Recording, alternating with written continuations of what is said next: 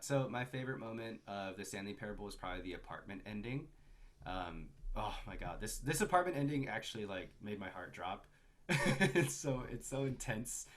So basically, the ending is you follow like It's a very certain intense. yeah, you follow this certain branching path where you end up teleporting to your apartment where like your girlfriend slash wife is.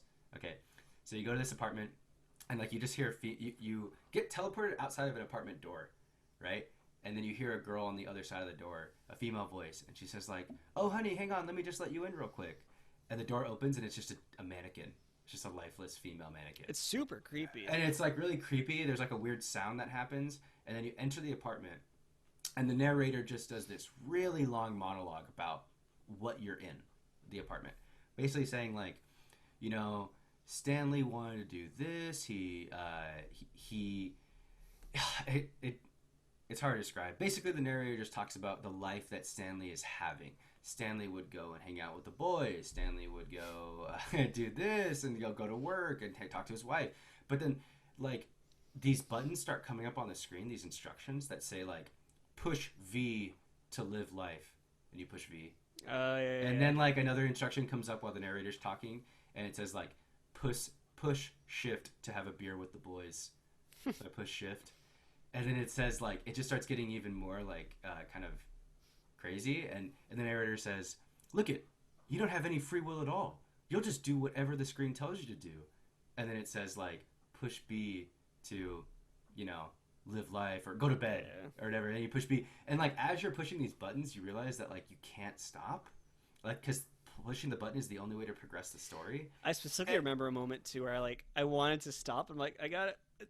yeah, I gotta push exactly. it. Yeah, exactly. And it's just the nature. I think that's a lot of commentary on like free will and the nature of video games, which I think is super cool for these. I mean, that's what a lot of these games are about, Yeah. or what these two games are about. And basically saying like we can't stop ourselves from pushing these buttons. That's our job. That's what we do. We're Stanley, Yeah. you know, and we play as gamers, me and Matt, right, and you listening right here. We are gamers. We play video games. We push buttons on a screen, and we And we love go where it. we're even with something like, That's Stanley Parable.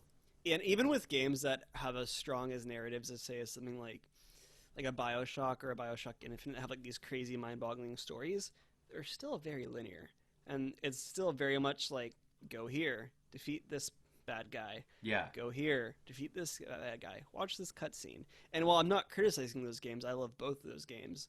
It's just it's Stanley Parables has a very clear opinion on, in my opinion, on that kind of stuff, and a very yeah, clear it view. does. Yeah, but I don't think I think that Coda likes Bioshock. Or no, sorry, Coda. Davey likes Bioshock, right? I mean, Yeah, he likes these popular video games that are out. He's just commenting on the absurdity of it all.